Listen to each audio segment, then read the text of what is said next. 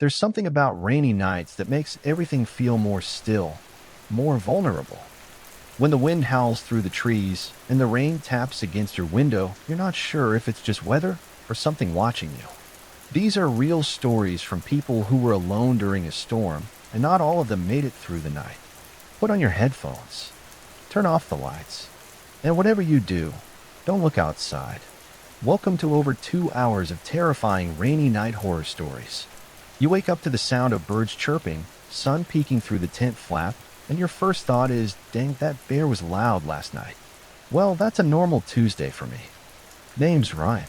I'm a 27-year-old park ranger, and I live about as close to the edge of the wilderness as you can get without needing a permit. Think national parks/reserve mountains all around, dirt roads, pine trees tall enough to hide a cell tower. And the air is so clean, it almost tastes sweet. I've got a one-room log cabin. No TV, no internet. Just me, my gear, and a few that make all those tech bros cry on their treadmills. I guess you could say I'm an adventure junkie. Always have been. Camping with bears. Done it. Sleeping under a thunderstorm in a hammock. Twice. I ate nothing but beef jerky for breakfast 5 days straight, once just because I could. The local store guy thinks I'm nuts, but he still stocks the teriyaki, kinda like. I live out here because, honestly, it's where I belong. The quiet, the trees, the rush of wind down a ravine. It all makes sense to me in a way cities never could. Growing up, we didn't have much. My folks were good people, hardworking and kind. The kind who packed you a sandwich, even if they were skipping lunch themselves. But money, well, that was always tight. Vacations meant a beat-up tent, a bag of dollar store marshmallows, and the same pair of jeans all week. I didn't care. Those were the best days of my life. I remember the crackle of the campfire. Mom grilling whatever Dad pulled out of the lake that morning. Bluegill usually. Dad said they were ugly fish, but tasty as heck. We'd all sit on upturned logs, roasting marshmallows so cheap they stuck to your fingers worse than gum. The stars above seemed like they were putting on a show just for us. But my favorite part, caving. My dad had this thing for exploring the old mines scattered around the hills. Some were sealed off, but others? Well, let's just say we didn't ask permission. He'd bring a couple flashlights, a cheap plastic helmet for me, and we would spend hours down in those tunnels. It was cool and damp, the air always smelling like whetstone and rust. I felt like Indiana Jones, minus the whip and, the giant boulders. Just a scrawny kid with dirt on his face, and his old man showing him the ropes. Those summers, they shaped me. I didn't have, new Converse like the other kids at school. My backpack was duct-taped, and my lunch was wrapped in tinfoil. No fancy boxes, but I had stories. Real ones. And when I grew up, well, I never really let go of that. College was a deeder. Got a degree in environmental science because, hey, turns out love in the woods can be useful. Most of my classmates wanted to work for conservation groups or wear ties and argue about wetlands in a boardroom. Me, I just wanted to get back out of here. And I did. Now, officially, I'm a park ranger. But I'm not the type who hands out trail maps or stands around sipping coffee by the station porch. I'm what they call a caver. That's right. I take people, mostly kids, into the caves near the park trails. We explore the tunnels. I teach them about bats and rock formations. I spook them with scary stories, and we all run like heck when we actually see a bat at the end of the day. They all get a shiny badge that says Junior Cave or something like that. Their parents take pictures. The kids feel like explorers. And I get to pretend like I'm 10 years old again. It's a good gig. Honest work. Been doing it 5 summers now, and I know these caves like the back of my hand. Of course, it's not always fun and games. Some summers have been weirder than others. I've seen things down there that I don't talk about often. Strange things. Things that don't fit into my ranger manual or any biology textbook. But I'll get to those. My name is Ryan, and I'm a cave explorer. These are my stories. Now, cave exploring has always been strange. Heck, anything that has to do with the woods or dark, tight places is strange if you think about it. There's just something ancient about being in a cave. When you're down there, away from sunlight, No phone signal, no road noise. Surrounded by rock on all sides. It does something to your brain. It's not like a haunted house or a horror movie. This is a different kind of fear. Older. Like something deep in you remembers being afraid of places just like that. Some people can't handle it. They panic, start breathing fast, sweating. One kid threw up in his helmet once. It's not even the tight spaces that get him. It's the stillness, the silence. You feel like you've been dropped off the face of the earth. Me? Well, I love it. Always have. I guess I'm one of the weird ones. I like the quiet. I like the cold air and the crunchy gravel under my boots. I like how your voice bounces off the walls in funny ways. I even like the smell. Kind of earthy, kind of damp. Reminds me of being a kid when Dad and I would go crawling through the old mine shafts in the hills. Just me, him, and a cheap flashlight from the gas station. But even I have to admit, there are times when it gets too quiet, when the silence feels heavy, and sometimes when you're really deep inside the mountain, it feels like you're not alone. I've been leading these cave tours for a while now, 5 summers and counting. I've taken groups of kids into all kinds of caverns. Most are shallow, wide, easy to move around in. We keep it safe, we keep it light, tell ghost stories, talk about stalactites, get them their little explorer badge, like I said, and it's good fun. But not every summer is the same. Some summers are off. The first time I saw something, I couldn't explain. It was back in 2009. I remember the year because it was hot as hell that season, and the caves were the only place that felt cold. I had a group of 10 kids, maybe 12. A mix of middle schoolers, mostly city kids. They got loud when they got nervous, which was fine by me. Better than crying. We were in this cave I'd explored 100 times. It had a little natural stone bridge about halfway through. Kind of a neat feature. Nothing dramatic, just a bump in the trail. We were almost across it when it gave out. I don't know if it was the heat or the weight of the group, or maybe time just wore it down, but that section of the rock just snapped and down we went. Not far, thankfully, maybe 6 or 7 feet, but one of the girls landed wrong.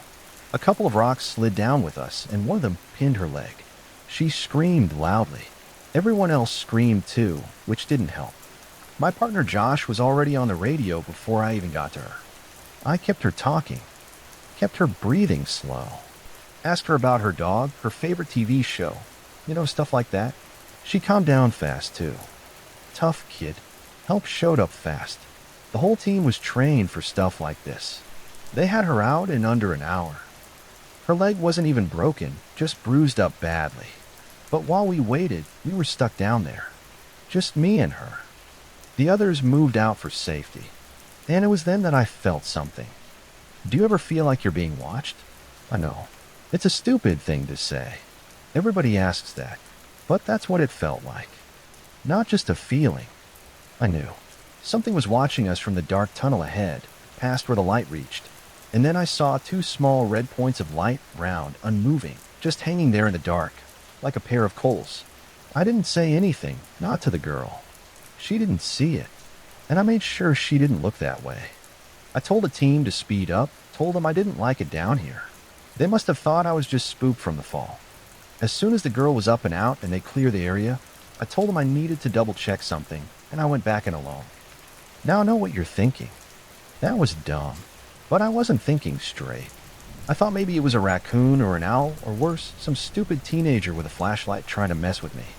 We get pranksters like that every now and then.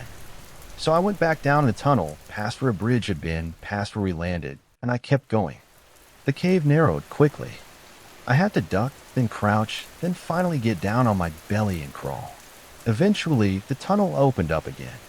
There was a wide space, round and low, with a little slope of rubble in the back. In the far corner, hunched over something furry. It was a thing. I don't even know what to call it. It was pale, like it hadn't seen the sun in 100 years. Real skinny, but strong looking. The legs bent wrong. Its back was arched like it had been crawling for too long.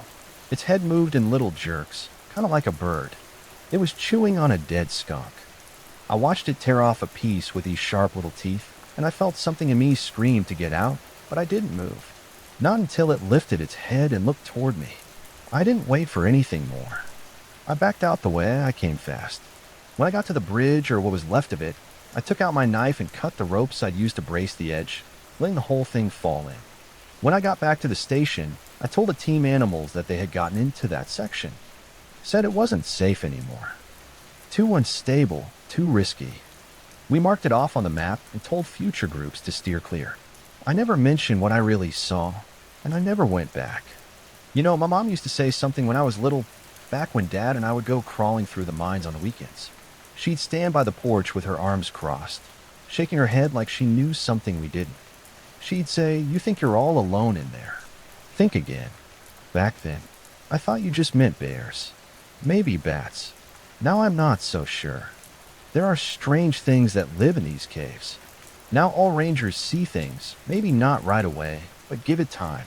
Especially us cavers. We spend more hours underground than above it some weeks, and the things we come across, they don't always make sense. Every one of us has a story we keep off the books. Stuff that doesn't make it into the welcome packet or the park website. Some of it's harmless. Weird, but harmless. Some of it sticks with you. The next one I've got is about cave water. Simple stuff, really. But I've learned a long time ago, nothing in these caves is ever just what it seems. When I was a trainee, most of my time was spent hauling gear, holding flashlights, and trying not to screw anything up. That's the real start of it. If you want to know how someone becomes a proper caver, it's not glamorous. You don't show up with a headlamp and a vest and suddenly get handed a badge and a whistle. You put in hours, weeks, following the older guys around like a shadow, learning what to touch and what not to, what clay looks like when it's ready to collapse, how to read airflow off a dead end. And then there's the scientific work. That's the part most people outside the field don't think about. People hear caverns and picture some crazy guy with ropes and a machete. But a real cavern, our kind, it's controlled, precise. We map, we log formations, we take samples. Some folks do biology work. Others focus on water movement, structural stability, minerals, bat populations, that sort of thing. If you're in the field full-time, odds are you've got a degree, maybe two. It's not all glory and dirt. Back then, the head of our training team was this guy named Jackson. Big guy, loud, always talking like he was on camera. He wore too much Axe body spray, to the point where it clung to the insides of the damn helmets. I think he thought it made him cool. I was a few years younger, fresh out of school and eager to prove myself, so I kept my mouth shut about it. At the time, I assumed everyone around me was experienced. You know how it is when you're new. You figure anyone with gear and a clipboard must know what they're doing. It only took me a few hours to realize I'd been very wrong. We went out to a cave called Splitjaw. Locals named it that because of the jagged entrance. It's not a tourist site, more of a steady location. Remote, unlit. The kind of place where GPS stops working halfway through the hike. Our objective was simple. Track moisture deposits along a fault line that ran down the center of the second chamber. Seemed easy enough. We got inside fine. Helmets on, pack secured. The first mile or so was the usual. Tight passage, small pools. Chalk markings from past teams. But then we hit the chute. It was about 40 feet down, angled just steep enough to make you second-guess yourself. The whole thing was caked in thick, wet clay, like someone had taken a hose to a water slide. Going down was easy. You just sat and let gravity take care of it. But I remember looking back up once I was at the bottom and thinking, how the hell are we getting out of here? No ropes, no spikes, nothing to grab onto. Should we rig something? I asked. Jackson just grinned. We'll figure it out when we get there. That was the first time my gut twisted a little. Later on, we came to the river. It cut straight through the chamber like someone had dropped a saw blade through the rock. The walls on either side were about 8 feet high, smooth, with barely any holes. The water itself wasn't that wide, maybe 10 to 12 feet across, but it was moving fast, waist deep and cold as hell.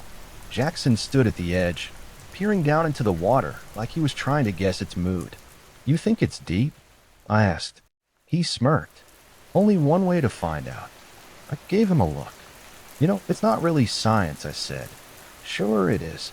Fuel testing, he said, tightening the straps on his pack. "Are you bringing a rope this time?"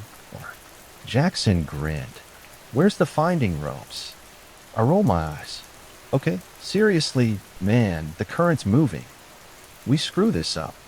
We're not climbing out of here." He stepped in without answering. Jackson was the first in. I went next. The current hit me like a truck.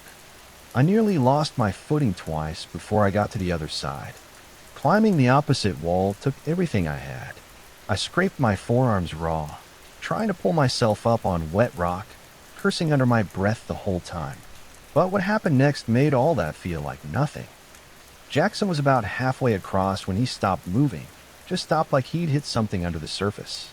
Then he lurched forward and went under. Not sleeping. Well, everyone panicked. One guy dropped his pad. Another jumped in. Took 3 of us to drag Jackson back up. The water fought us the whole way like it didn't want to let him go. When we got him up, he was screaming so loud I couldn't think. Just this raw, horrible sound. His leg was torn up. Deep red gashes down his calf and thigh. But that wasn't the worst part. The worst part was his foot. The toes were gone. Gone like something had bitten straight through the boot and the flesh underneath. Clean. There was no blood in the water when he went under. No warning, no flash of anything moving. Just him. And then pain. We wrapped his leg in a shirt and used a spare rope as a tourniquet. It wasn't clean, but it was enough to get him moving. We abandoned the mission, obviously, left some gear behind, carried Jackson out inch by inch. When we got to the chute again, it was exactly as bad as I'd imagined. The clay turned every step into a fight. I clawed my way up with my nails, digging into dirt and slick rock, pulling myself one miserable foot at a time. At the top, I looked down and realized just how stupid we'd been. We filed an incident report when we got back. Standard procedure. I put in everything I saw. The pull, the wounds, the bite. I left out the part where I was afraid to go near water for weeks after. I figured that wasn't helpful. Jackson quit the next week, right after getting out of the hospital. Never came back to the station, never answered my text. I think part of him wanted to pretend it never happened. But I remember the sound of him screaming. The look on his face when he saw his foot. The strange silence from the rest of the team after we made it topside. Because here's the thing. Piranhas don't live in caves.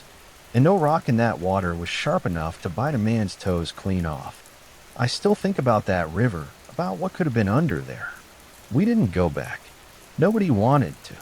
The official word was hazardous conditions, but that's just paperwork. The truth is, something was in that water. Something strong, something fast, and something quiet. Jackson was lucky in a way. He made it out, and now he works in a fancy boardroom far away from this place. And if you ask around the ranger station, the ones who've been here long enough, you'll notice none of us go back there. I was about half a mile working on bat collection when the call came through. The job that day was simple. Monitor a cluster of roosting bats near an old drip line. I had my sample kit out. One glove on, fiddling with a set of tubes that didn't want to seal right. I was already annoyed, and my radio crackled right when I finally got the thing to sit straight. "Ryan, come in. We've got a situation." It was Linda, a fellow ranger who usually got stuck filing reports by the station. I clicked the receiver.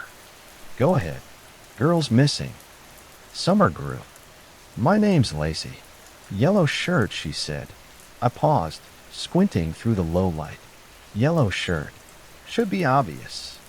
The last visual had her headed in your direction. "Copy," she said. "Copy. I'll start the sweep."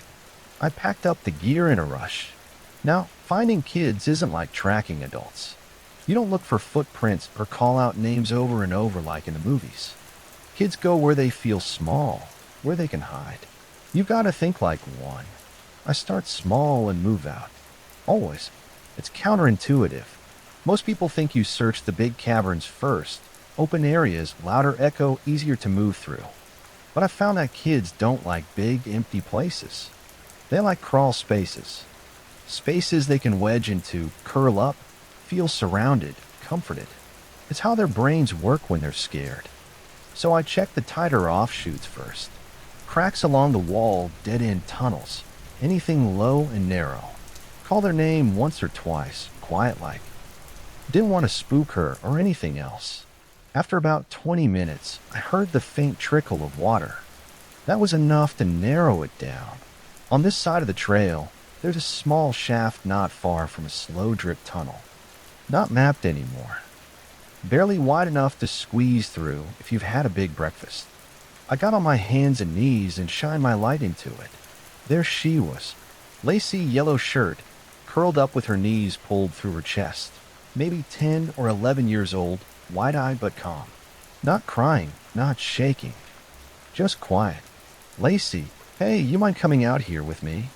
I said, keeping my voice steady.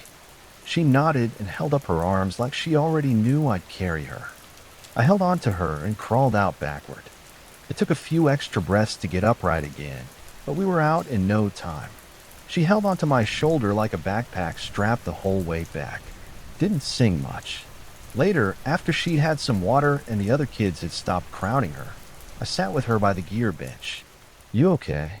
She nodded. I wasn't scared. You did great. Real smart staying put. Makes it easier for us to find you. She looked at me, then glanced down at her shoes. You weren't the first to find me. I blinked. What do you mean? There was a man before you got here. I sat up straighter. A man? She nodded. He had a big coat and a hard hat and a long beard. He said you'd come to get me. I stared at her for a long second. You're sure? She looked me dead in the eyes. He said his name was Henry. Now, there hasn't been a mining team in these mountains since the 70s, before the park got its official status. This whole range was a network of old claims and tunnels, most of them long since sealed or collapsed. I helped seal some of them myself. No access, no light, no reason for anyone to be down there. When I got back to the station that night, I went straight to my supervisor's office. His name's Mitch. Old-timer. Been here longer than the paint on the walls. I asked him if he knew anything about a miner named Henry. He didn't even blink. You saw Henry? I paused. No, one of the kids did. He leaned back in his chair and rubbed the bridge of his nose. Yeah, that sounds like him. Who is he? I asked. Mitch looked toward the window like he needed to picture it. Back when they were still digging for gold out here, there was a collapse. About 9 men got buried in a shaft near Saddle Ridge. Only 4 made it out. One of them was Henry. Henry something. Nobody remembers his last name, just that he was the foreman. Real serious guy. Carried a pickaxe everywhere, even above ground. Story goes, he died trying to dig out the others. Refused to leave until he got everyone out. Didn't make it, Mitch explained. I sat there trying to process it. So you're telling me a ghost helped this kid? Mitch gave a small shrug. Well, he's not the kind that scares folk. He's quiet. Stays out of sight unless he's got a reason. But yes, some of the rangers believe in him, especially the older ones. We've had stories like this before. How many? I asked. Mitch leaned forward. Well, every couple years, lost kid found safe, usually by water. They always say the same thing. Hard hat, big beard. Didn't talk much. I didn't know what to say. Years passed after that. Lacy's group came and went. But it wasn't the last time something like that happened. 8 times out of 10, when a kid goes missing on that side of the range, I find them by water. Same exact spot I found her. Sometimes it takes an hour, sometimes a few, but they're always okay. A little shaken, but fine. And they always mention the man in the hard hat. So now when kids get lost and we're out searching, I tell the rookies not to worry too much if we're in Henry's territory. I tell them to keep calm, stick to the paths, look for the stream, and when I find a kid, I ask them what happened. Most of the time they say a man helped me, and I know who they mean. Sometimes I leave coffee and a piece of bread by the old collapsed shaft near Saddle Ridge. Nothing big, just a thanks. I don't know if it matters. I don't expect anything in return, but it feels right over the years. I've seen some strange things in these caves. Good things, terrible things, things that'll make you think twice before cracking a joke about ghosts, things that make you double check your flashlight, even when it's fully charged. I've seen a lot in these caves. Some of it helpful, some of it dangerous, most of it very hard to explain. I've learned that kids don't wander far, but they don't always go where you'd expect, that the smallest spaces are where you look first, that water inside a cave is never just water, and that you always bring rope, even if you think you don't need it. I've learned there are animals that don't show up in any guidebooks, injuries that can't be blamed on rocks, sounds that aren't wind, no matter how much people want them to be. I don't have theories. I'm not that kind of guy. But I pay attention. You work a job like this long enough, and you stop looking for explanations. You just learn how to work around the things that don't make sense. Well, they gave me a promotion last fall. Field lead. Fancy title. Slightly bigger paycheck. Still the same dirt under my nails. The best part? I upgraded from beef jerky to bacon for breakfast. Honest to God, pan-fried bacon. That alone was worth the years I put in.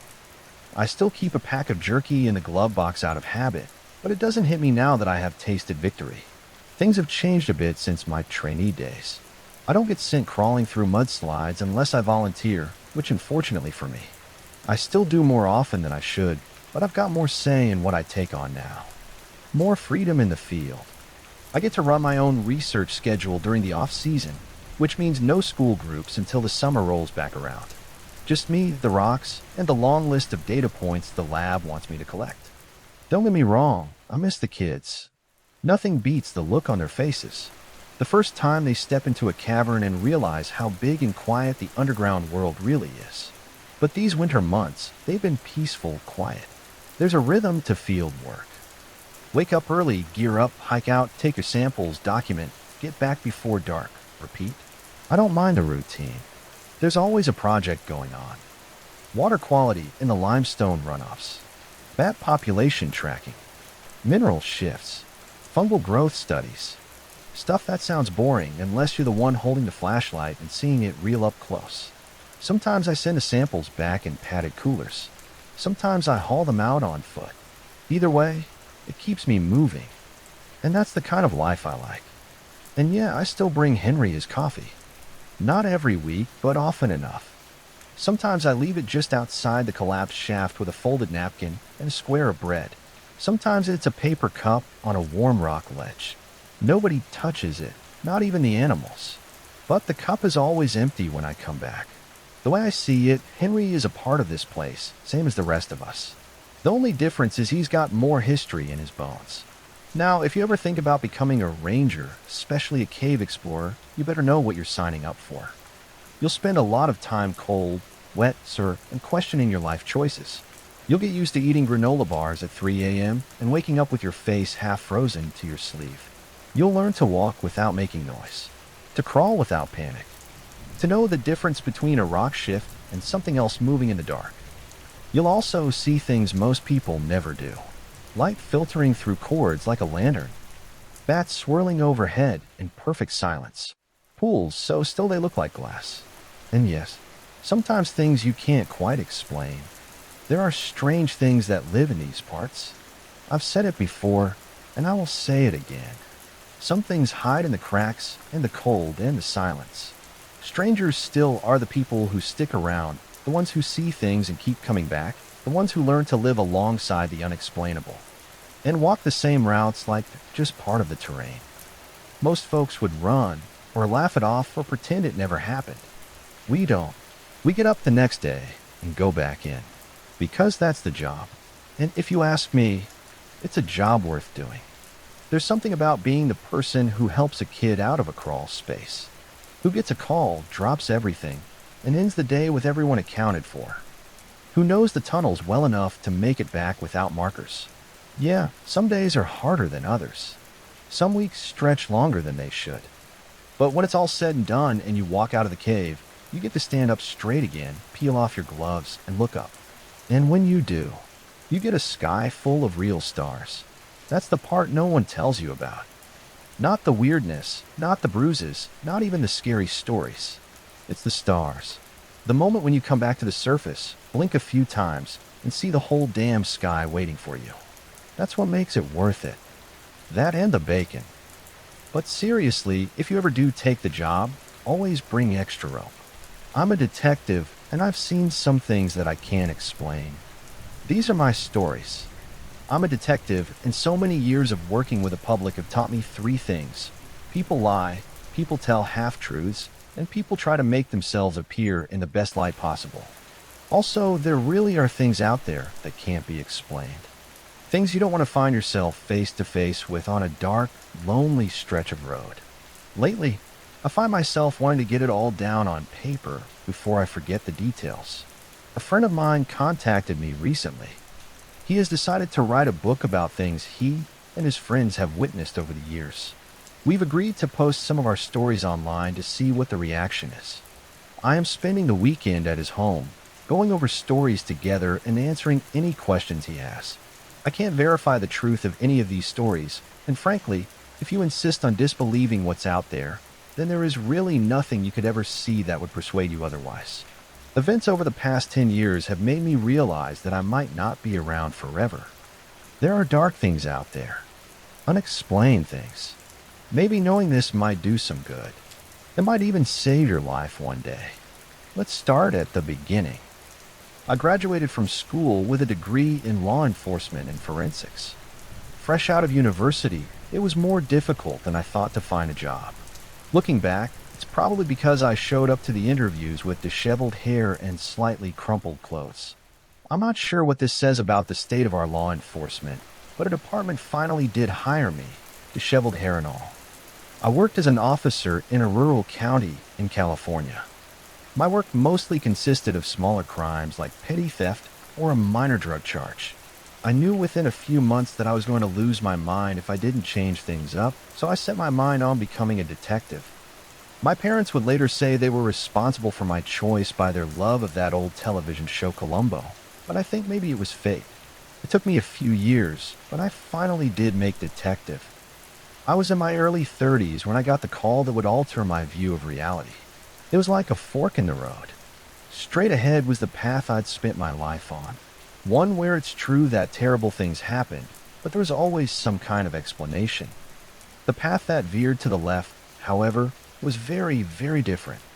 It changes your life, it seeps into your dreams, and you can't come back. A little girl aged 8 had gone missing 2 towns over. It had already been 24 hours since she had last been seen, and I was informed that the parents were currently the only suspects.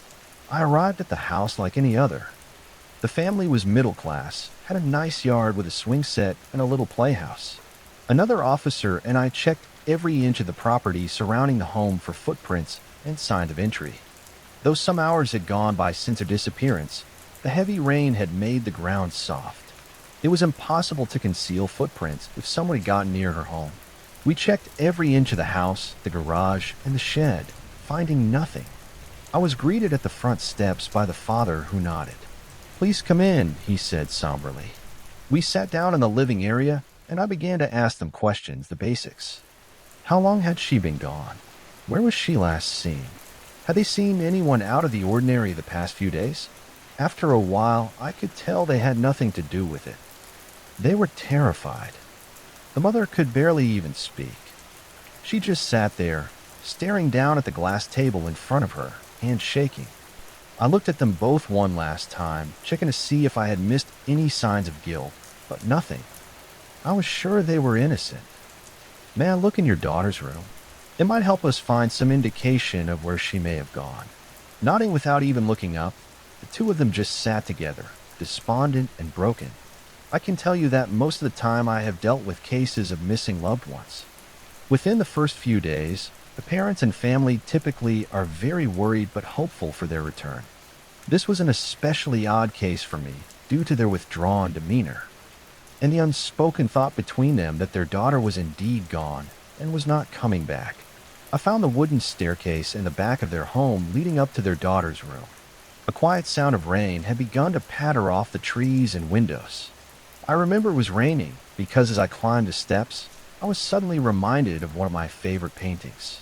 It hung over the mantel in my parents' home, a family standing in a field, holding hands and staring right out of the frame, almost back at you. Rain pours down behind them, and you can tell that in a few moments the storm will be on them as well. There's no outrunning it.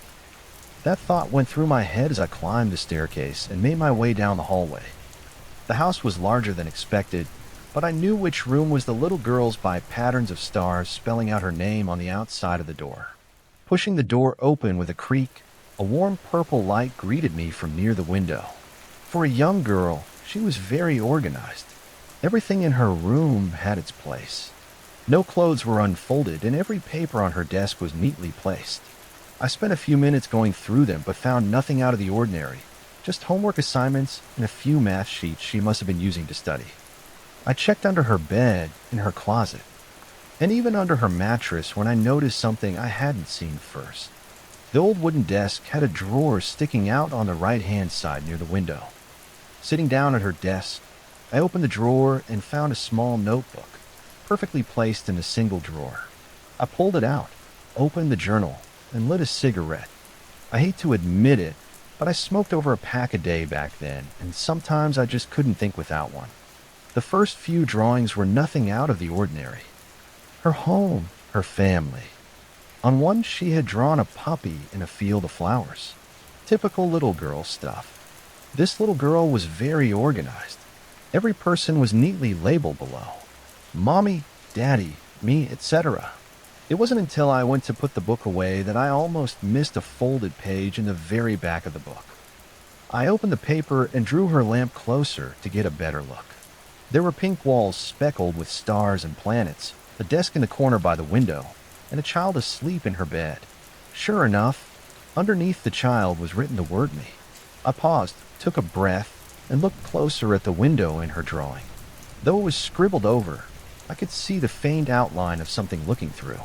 Below were 3 words written over and over again. It's not real.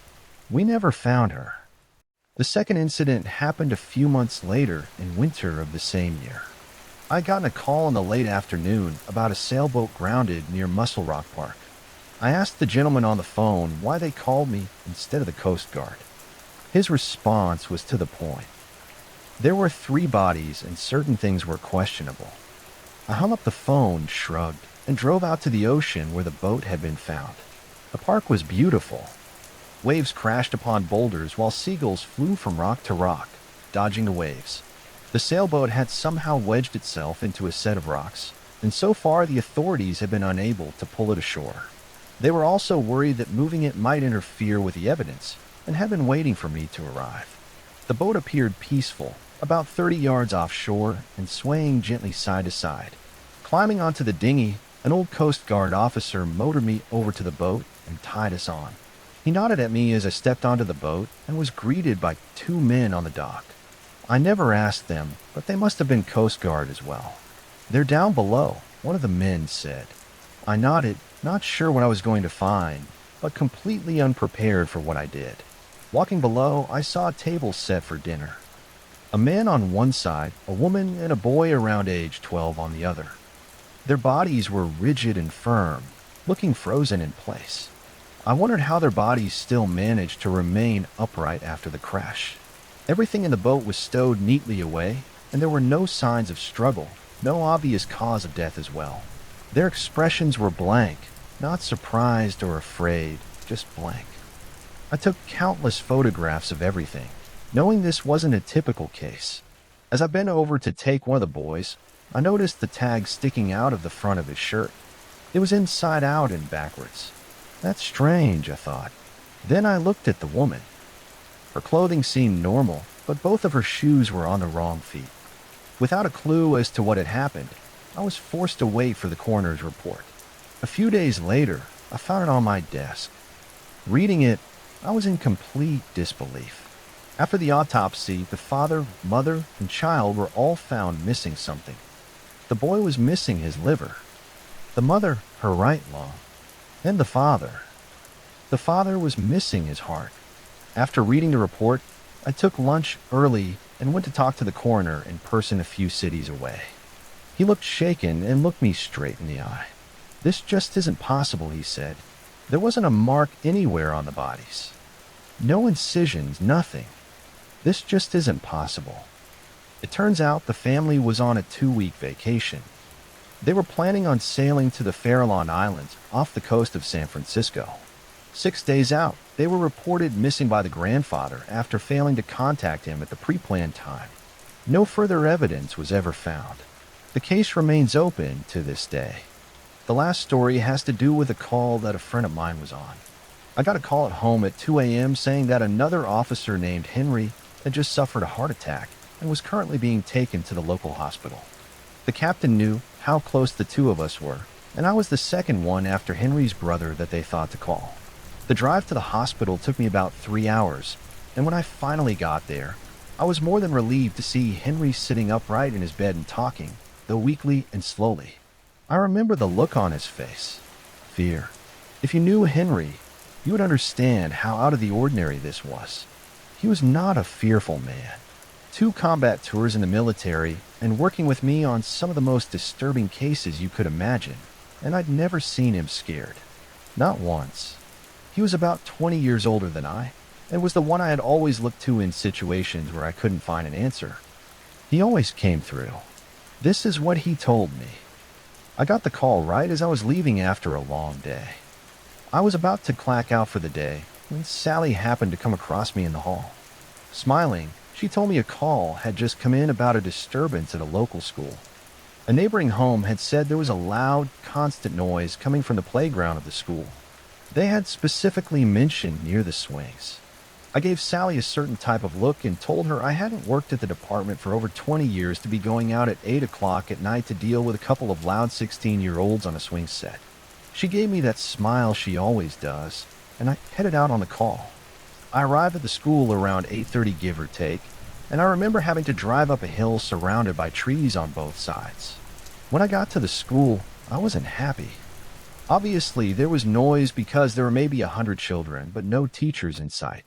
There was music playing, and it seemed to be some type of festival or school celebration or something.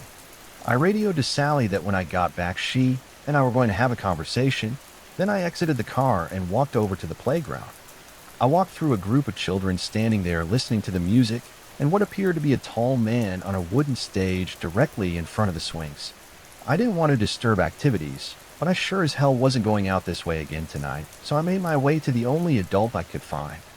I noticed there was a banner attached to the stage which read Harvest Day in old-style lettering.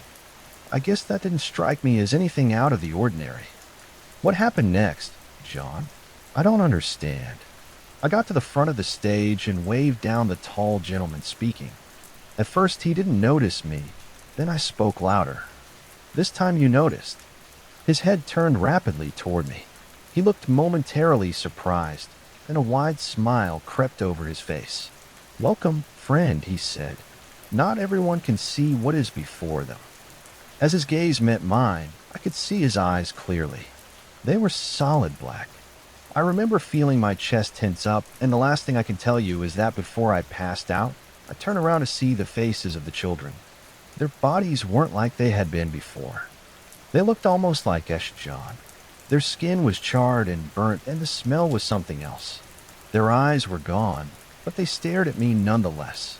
The pressure in my chest became unbearable, and I can't be sure, but I think that as I was passing out, the man said one last thing. "I'll see you soon, Henry." Henry was found hours later, near death, in an abandoned parking lot where an old school had been. Sally had known something wasn't right when he hadn't called back in and sent a car to check it out. He'd had a heart attack. His first. Luckily, it was somewhat mild and he survived. I hope you enjoy these accounts. There are more to come. On the first Friday of each month, I would get a visit from the old detective. I'd sit on the dock and wait to hear any sign of my friend coming so I could start my journey across the marina. You could hear the old, broken-down two-seater coming from 3 counties over. Making it across the dock and up the ramp to the parking lot, I smiled at Henry and grabbed a handful of fishing gear. We set up near my boat in a virtually empty section of the marina. Noticing approaching storm clouds, we opted to have a beer and fish from the dock while we waited for the storm to pass. That way we could take cover in case the sky opened up and really started to pour. "How's the ticker?" I asked. "Tick-tock, John." He answered back, winking in my direction. We hadn't spoken any more about what he had told me at the hospital, but I think there was an understanding between us. At that time in my career, had it been anyone else that had told me his story, I would have chalked it up to a hallucination brought on by a heart attack. That evening, after not catching a thing all day, we packed up his gear and sat back down to relax and have a cup of coffee. Henry looked tired, and I hoped the coffee would help keep him awake for his drive home. We had talked around the subject all day, and I was more than fine with not discussing it farther, but suddenly Henry looked me in the eye. "I know what you're thinking," he said. "Henry, you don't have to. You're thinking it was a lack of oxygen to my brain. You're thinking it was just a hallucination. Generally speaking, I might have thought that too. But the thing is, I think something's following me. Not all the time, but once in a while, and only when I'm alone, I see something move out of the corner of my eye. Usually in the distance, but sometimes it's close. I try to think of something encouraging to say. "Well, at least you finally got some company," I said with a smirk. He laughed as we turned back to the water, watching as the last of the sunlight started to fade into darkness. "Hey, why don't you stay with me for a few days? Fishing and being around a friend might do you some good," I said. "I'll be fine," Henry replied. "But thank you."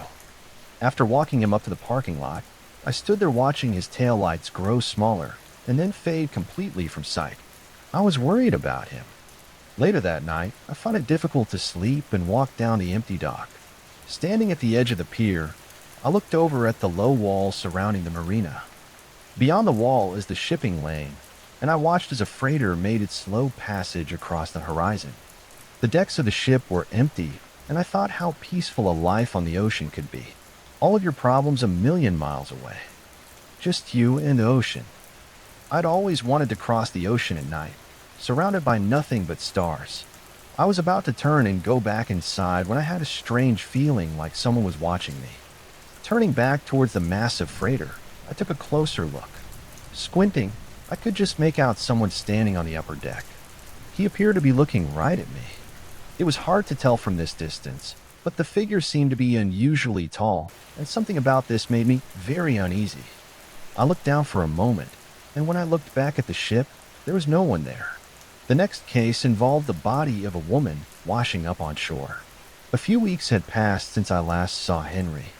After his heart attack and subsequent story, the captain had been reluctant to send him out into the field again. He did finally allow him to work the scene, and we were assigned as partners on the case. I never told Henry, but the captain asked me personally to keep an eye on him. I would wager that in most departments, if a man had just had a heart attack and a hallucination, they wouldn't allow him back to work so soon, or maybe ever again. But that's just a testament to how good of a detective Henry was. We drove together over the Golden Gate Bridge and headed north on the old coastal highway. Arriving at our destination, we were met by a young officer, a woman maybe in her late 20s. She walked us over through the web of caution tape that encircled the scene. Handing me his camera, Henry knelt down to get a closer look at the deceased woman while I photographed the surrounding area. Right from the beginning, I could tell this was going to be a strange one. The deceased woman looked to be well over 100 years old. Although her skin was perfectly intact, it was creased and deeply wrinkled with age. Her hair was completely white, and her body was withered and hunched. She was wearing a pale pink dress with tiny seahorses and starfish embroidered along the neckline, and she had a silver necklace on. The necklace, upon further examination, had a pendant hanging from it. 3 small silver circles, twisted together to form some kind of misshapen triangle. It still looked pristine, I noted as I took a photograph. No scratches or imperfections, no sign of seaweed or algae on the necklace at all. I looked back down at the woman's body and noted there was no seaweed or algae on her clothing as well. Different thoughts went through my mind. "This isn't right," I told Henry. No, it's not," he replied softly. From the start, something was very off. We bounced crazy theories back and forth, but for 3 days we made little to no progress on the case.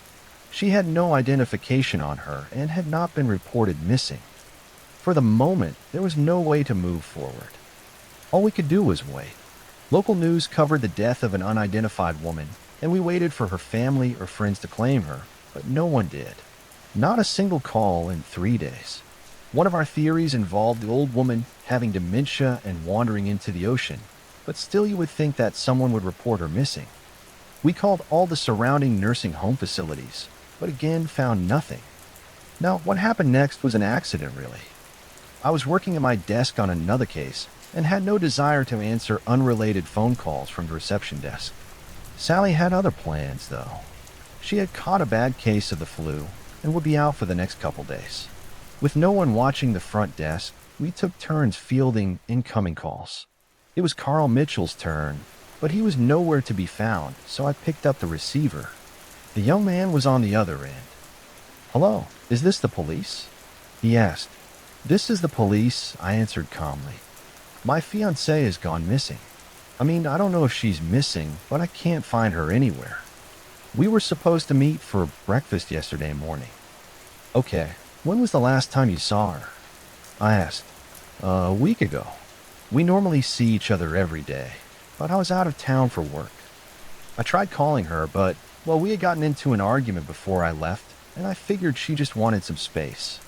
He replied. I asked the young man his fiancée's name, age, home address, and various other questions. Her name was Mary. She was 22 years old and had dark brown hair and green eyes. I was about to hang up when I asked him one final question. I don't know why I asked this, because in retrospect it was irrelevant. He hadn't seen her in a week's time, but I asked anyway, "Do you remember what she was wearing when you last saw her?" He thought for a moment, and then he replied, "Yes, I actually do. She was wearing jeans and a gray sweater," he said, pausing. And a necklace." Hesitating, I asked, "Can you describe the necklace?" "I can. It was circles. I mean, it had 3 circles on it," he replied. After hanging up the phone, I called Henry over and told him about the call. "I wonder if they got it from the same place," he said. We both wondered about the coincidence. As the young man was headed to the station, I retrieved the necklace from the evidence room. Perhaps both disappearances could be linked to this item. When the young man arrived, I pulled the necklace out from the evidence bag and set it on the table before him. I instantly realized the mistake I had made. "Oh my God, is she okay?" He stammered. "Where did you find that?" No, this isn't hers. The current case I'm on involves someone with a similar item. It's not her, don't worry. We're still looking for your fiancé." Once he calmed down, the young man confirmed that his fiancée's necklace was indeed the same as the old woman's. I asked him if he knew where she had purchased the necklace, but all he knew was that a few weeks ago, Mary had been overjoyed, telling him how she had found the most beautiful necklace at an old antique shop in the city. We shook hands, and I told him we were doing everything we could to find Mary. That night, Henry and I headed over to take a look around Mary's apartment. Maybe we could find another link between her and the old woman. We spent a couple hours checking her apartment for anything that might help us. In every case, there's always one key piece of information that breaks it. We found nothing out of the ordinary. She seemed very stable, very organized. She was studying to become a lawyer. I was getting ready to head out when I found Henry in Mary's room, sitting on her bed. He held an album of photographs on his lap, and he had paused on a single page. Henry looked up at me without emotion, then back down at the photo. Sitting down next to him, I took a deep breath. The picture showed Mary and her fiancé sitting together on a park bench in what looked like San Francisco. They had asked a friend or passerby to take the photo. Though not yet wearing the necklace, Mary was wearing a pale pink dress, with what looked like little starfish and seahorses embroidered along the collar. We never exactly solved that case, but we had our theories. I still do. I don't know when you're going to read this, but I can tell you when it started. I was out for a walk alone in the woods when the entity came for me. It was beyond a blur. It was, for lack of a better term, absence of meaning. Where it hid, there were no trees. Where it crept closer, there was no grass. Through the art, it leapt at me. There was no breeze of motion. There was no air at all. As it struck, I felt the distinct sensation of claws puncturing me somewhere unseen, somewhere I'd never felt before. My hands and arms and legs seemed fine, and I wasn't bleeding, but I knew I'd been injured somehow. As I fearfully ran back home, I could tell that I was less I was vaguely tired, and it was hard to focus at times. The solution at that early stage was easy. A big cup of coffee helped me feel normal again. For a while, that subtle drain on my spirit became lost in the ebb and flow of caffeine in my system. You could say my life began that week, actually, because that was when I met March. She and I got along great, though to be honest, I'm pretty sure I fell in love with her over the phone before we even met. It was almost as if the strong emotions of that first week made the entity fight back. It was still with me, latched onto some invisible part of my being. The first few incidents were minor, and I hardly worried about them. The color of a neighbor's car changed from dark blue to black one morning, and I stared at it before shaking my head and shrugging off the difference. 2 days later at work, a coworker's name changed from Fred to Dan. I carefully asked around, but everyone said his name had always been Dan. I figured I'd just been mistaken. Then, as ridiculous as this sounds, I was peeing in my bathroom at home when I suddenly found myself on a random street. I was still in my pajamas, pants down, and urinating, but now in full view of a dozen people at a bus stop. Horrified, I pulled up my clothes and ran before someone called the cops. I did manage to get home, but the experience forced me to admit that I was still in danger. The entity was doing something to me, and I didn't understand how to fight back. Mar showed up that evening, but she had her own key. Hey, I asked her with confusion. How'd you get a key? She just laughed. You are cute. Are you sure you're okay with this? She opened a door and entered a room full of boxes. I know living together is a big step, especially when we've only been dating 3 months. Living together? I literally just met her the week before. The thing was, my mother had always called me a smart cookie for a reason. I knew when to shut my app. Instead of causing a scene, I told her everything was fine, and then I went straight to my room and began investigating. My things were just as I had left them, with no sign of a 3-month gap in habitation. But I did find something out of the ordinary: the date. I shivered angrily as I processed the truth. The entity had eaten 3 months of my life. What the hell was I facing? What kind of creature could consume pieces of one's soul like that? I'd missed the most exciting part of a new relationship, and I would never understand any shared stories or in-jokes from that period. Something absurdly precious had been taken from me, and I was furious. That fury helped suppress the entity. I never imbibed alcohol. I drank coffee religiously. I checked the date every time I woke up. For 3 years, I managed to live each day while observing nothing more than minor alterations. A social fact here and there's someone's job, how many kids they had, that sort of thing, the layout of nearby streets, the time my favorite television show aired, that kind of thing. Always, those changes reminded me that the creature still had its claws sunk into my spirit. Not once in 3 years did I ever let myself zone out. One day, I grew careless. I let myself get really into the season finale of my favorite show. It was gripping, a fantastic story. Right at the height of the action, a young boy came up to my lounge and shook my hand. Surprised, I asked, "Who are you? How did you get in here?" He laughed and smiled brightly. "Silly, Daddy." My heart sank in my chest. I knew immediately what had happened. After a few masked questions, I discovered that he was 2 years old and that he was my son. The agony and heartache filling my chest was nearly unbearable. Not only had I missed the birth of my son, I would never see or know the first years of his life. Mara and I'd obviously gotten married and started a family in the time I had lost, and I had no idea what joys or pains those years contained. It was snowing outside, holding my sudden son in my lap. I sat and watched the flakes fall outside. What kind of life was this going to be if slips and concentration could cost me years? I had to get help. The church had no idea what to do. The priest didn't believe me and told me I had a health issue rather than some sort of possession.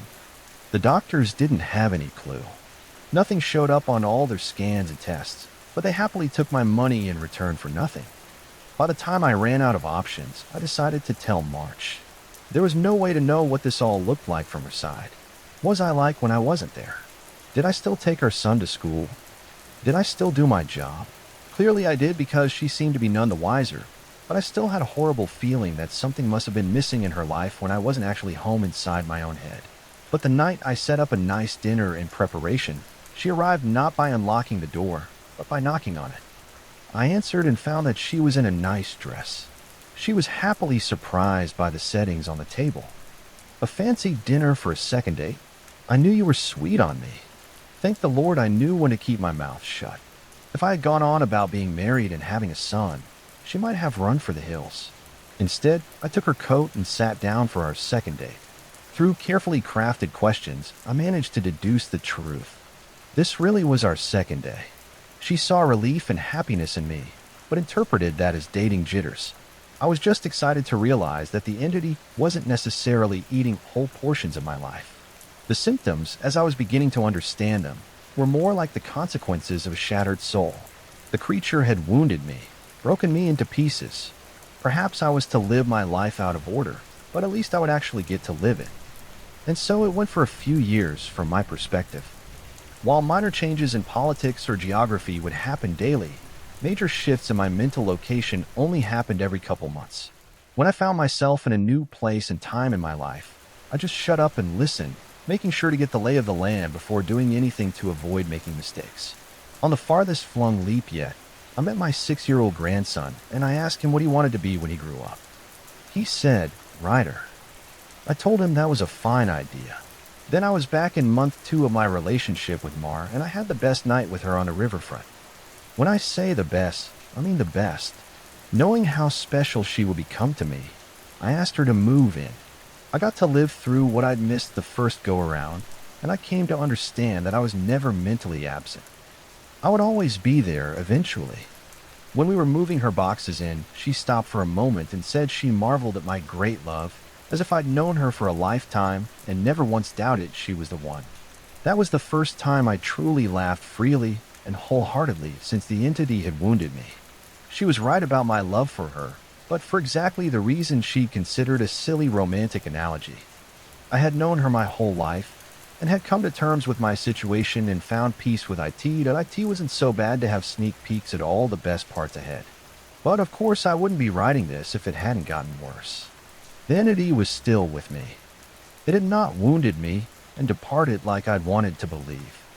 The closest I can describe my growing understanding was that the creature was burrowing deeper into my psyche, fracturing it into smaller pieces. Instead of months between major shifts, I began having only weeks.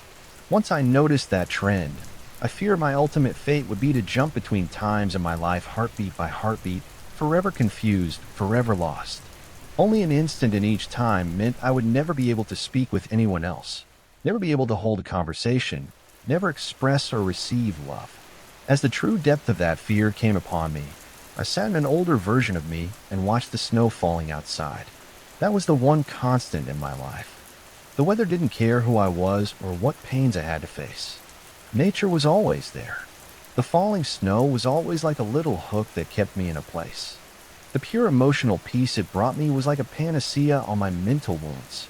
And I'd never yet shifted while watching the pattern of falling white and thinking of the times I'd gone sledding or built the snow for it as a child. A teenager touched my arm. Grandpa? It would startle me out of my thoughts, so I was less careful than usual. Who are you? He half grinned, as if not sure whether I was joking. Handing me a stack of papers, he said, "It's my first attempt at a novel. Would you read it and tell me what you think?" Of course. Pursuing that dream of being a writer, I see. He burned bright red. Trying to anyway. All right, run off. I'll read this right now. The words were blurry and annoyed. I looked for glasses I probably had for reading. Being old was terrible, and I wanted to leap back into a younger year. But not before I read his book. I found my glasses in a sweater pocket and began leafing through. Mar puttered in and out of the living room, still beautiful, but I had to focus. I didn't know how much time I would have there. It seemed that we had relatives over. Was it Christmas? A pair of adults and a couple kids I didn't recognize tramped through the hallway, and I saw my son, now an adult, walk by with his wife on the way out the door. As a group, the extended family began sledding outside. Finally, I finished reading the story and I called out for my grandson. He rushed down the stairs and into the living room. How was it? Well, it's terrible, I told him truthfully. But it's terrible for all the right reasons. You're still a young man, so your characters behave like young people. but the structure of the story itself is very solid. I paused. I didn't expect it to turn out to be a horror story. He nodded. It's a reflection of the times. Expectations for the future are dismal, not hopeful like they used to be. You're far too young to be aware like that, told him. An idea occurred to me. If you're into horror, do you know anything about strange creatures? Sure. I read everything I can. I love it. Warily, I scanned the entrances to the living room. Everyone was busy outside. For the first time, I opened up to someone in my life about what I was experiencing. In hushed tones, I told him about my fragmented consciousness. For a teenager, he took a well. You're serious? Yes. He donned the determined look of a grown man accepting a quest. I'll look into it, see what I can find out. You should start writing down everything you experience, build some data. Maybe we can map your psychic wound. Well, sounds like a plan. I was surprised. That made sense, and I hadn't expected him to have a serious response. But how will I get all the notes in one place? Let's come up with somewhere for you to leave them, he said, frowning with thought. Then I'll get them, and we can trace the path you're taking through your own life. See if there's a pattern. For the first time since the situation had gotten worse, I felt hope again. How about under the stairs? Nobody ever goes under there. Sure. He turned and left the living room. I peered after him. I heard him banging around near the stairs. Finally, he returned with a box, laid it on the carpet, and opened it to reveal a bursting stack of papers. He exclaimed, "Holy crap." But of course, being a teenager, he didn't really say crap. Taken aback, I blinked rapidly, forgiving his cussing because of the shock. Did I write those? He looked up at me in wonder. Yeah, or you will. You still have to write them and put them under the stairs after this. He gazed back down at the papers, then covered the box. So you probably shouldn't see what they say. That could get weird. That much I understood, he gulped. There are like 50 boxes under there, all filled up like this. Deciphering these will take a long time. His tone dropped to deadly seriousness. But I'll save you, Grandpa, because I don't think anyone else can. Tears flowed down my cheeks then, and I couldn't help but sob once or twice. I hadn't realized how lonely I'd become in my shifting prison of awareness until I finally had someone who understood. Thank you. Thank you so much. And then I was young again, and at work on a random Tuesday. Once the sadness and relief faded, anger and determination replaced them. After I finished my work, I grabbed some paper and began writing. While the weeks shifted around me, while those weeks became days and then hours, I wrote every single spare moment about when and where I thought I was. I put them under the stairs out of order. My first box was actually the 13th, and my last box was the 1st. Once I had over 50 boxes written from my perspective, and once my shifting became a matter of minutes, I knew it was up to my grandson to take it from there. I put my head down and stopped looking. I couldn't stand the river of changing awareness any longer. Names and places and dates and jobs and colors, and people were all wrong and different. I'd never been older. I sat watching the snow fall. A man of at least 30 that I vaguely recognized entered the room. Come on, I think I finally figured it out. I was so frail that moving was painful. Are you him? Are you my grandson? Yes. He took me to a room filled with strange equipment and sat me in a rubber chair facing a large mirror twice the height of a man. The pattern finally revealed itself. How long have you worked on this? I asked him, aghast.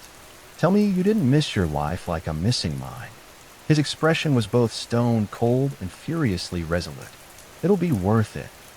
He brought 2 thin metal rods close to my arm and then nodded at the mirror. Look, this shock is carefully calibrated. The electric zap from his device was startling, but not painful. In the mirror, I saw a rapid, arcing, light silhouette appear above my head and shoulder. The electricity moved through the creature like a wave, briefly revealing the terrible nature of what was happening to me. A bulging, leech-like mouth was wrapped around the back of my head, coming down to my eyebrows and touching each ear. And its slug-like body ran over my shoulder and into my very soul. It was a parasite, and it was feeding on my mind. My now adult grandson held my hand as I took in horror. After a moment, he asked, "Removing it is going to hurt very badly. Are you up for this?" Fearful, I asked, "Is Mar here?" His face softened. "No, not for a few years now." I could tell from his reaction what had happened, but I didn't want it to be true. "How?" "We have this conversation a lot," he responded. "Are you sure you want to know? It never makes you feel better." Tears brimmed in my eyes that I don't care if it hurts or if I die. I don't want to stay in a time when she's not alive. He made a sympathetic noise of understanding, and then returned to his machines to hook several wires, diodes, and other bits of technology to my limbs and forehead. While he did so, he talked. "I've worked for 2 decades to figure this out, and I've had a ton of help from other researchers of the occult. This parasite doesn't technically exist in our plane. It's one of the lesser spawns, and it feeds on the plexus of mind, soul, and quantum consciousness and reality. When details like names and colors of objects changed, you weren't going crazy. The web of your existence was merely losing strands as the creature ate its way through you. I didn't fully understand. I looked up in confusion as he placed a circlet of electronics like a crown on my head in exactly the same place where the parasite's mouth had ringed me. He paused his work and grew pale. "I forgot that you wouldn't know. You're lucky, believe me." After a deep breath, he began moving again and placed his fingers near a few stitches. "Ready? Ready?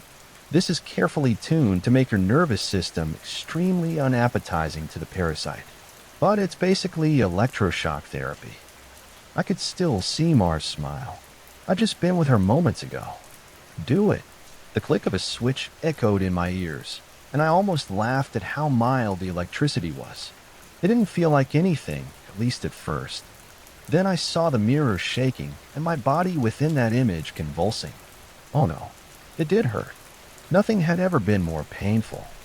It was just so excruciating that my mind hadn't been able to immediately process it. As my vision shook and fire burned in every nerve of my body, I could see the reflected, trembling, light silhouette of the parasite on my head as it writhed in agony equal to mine. It had claws, 6 clawed, lizard-like limbs under its leech-like body, and it cut into me in an attempt to stay latched on. The electricity made my memories flare. Mar's smile was foremost, lit brightly in front of a warm fire as the snow fell past the window behind her. The edges of that memory began lighting up, and I realized that my life was one continuous stretch of experience. It was only the awareness of it that had been fragmented by the feasting evil on my back. I never managed to be there for the birth of my son. I jumped around it a dozen times, but never actually lived it. For the first time, I got to hold Mar's hand and be there for her.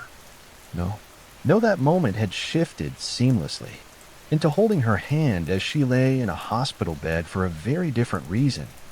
Not this. God, why? It was so merciless to make me remember this. I broke down in tears as nurses rushed into the room. I didn't want to know. I didn't want to experience it. I'd seen all the good parts, but I hadn't wanted the worst part. The inevitable end that all would one day face. It wasn't worth it.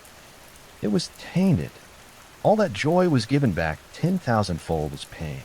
The fire in my body and in my brain surged to sheer white torture, and I screamed. My scream faded into a surprised shout as the machines and electricity and chair faded away. Snow was no longer falling around my life. I was out in the woods on a bright summer day. Oh, God. I turned to see the creature approaching me. It was the same absence of meaning, the same blankness in reality.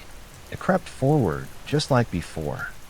But this time, it hissed and turned away. I stood, astounded at being young again and freed from the parasite. My grandson had actually done it.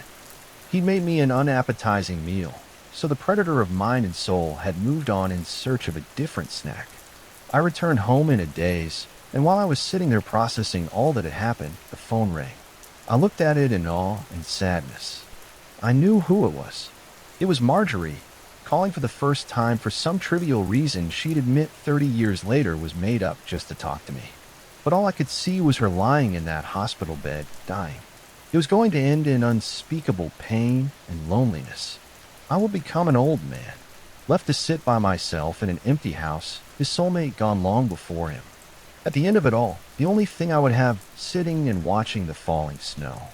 But now, thanks to my grandson, I would also have my memories. It would be a wild ride, no matter how it ended. On a sudden impulse, I picked up the phone. With a smile, I asked, "Hey, who's this?" Even though I already knew. They put up a tall fence covered with black tarp and topped by barbed wire, surrounding Lake Colette at the center of Juniper Valley, so that no one could see what they were doing. Two of the three local cop cars were stationed 24/7 at either end, one to the east and one to the west. This all went on for 3 days while some unknown official body did what needed to be done. Then, overnight, the black barbed wire fence was gone, replaced with a normal chain link variety. A few middle school kids dared Kevin Witter to apply a pair of wire cutters and sneak in. My little half-brother knew Kevin. The kid claimed to have seen unmarked vans and a bevy of sunglasses wearing government agents with automatic weapons surrounding a team of scientists in hazmat suits, dragging the carcass of a monster out of the water. The monster had 10 legs, the skin of an alligator, and the body of a squid, or the body of a shark, or matted fur or feathers or teeth. It changed part telling, and it was all bullshit. I'm guessing Kevin Witter either chickened out before doing the deed, or else was picked up by the cops as soon as he approached the fence. At the end of 3 days, some early risers in Juniper Valley reported seeing 3 unmarked cars heading east on Skylark Road, towards a highway and the Air Force Base and the Palmdale Airport. Whatever government agency was operating behind the blockade, searching the lake, they were gone without a trace by the time the sun came up. And whatever they found, they weren't telling. The cops were clueless.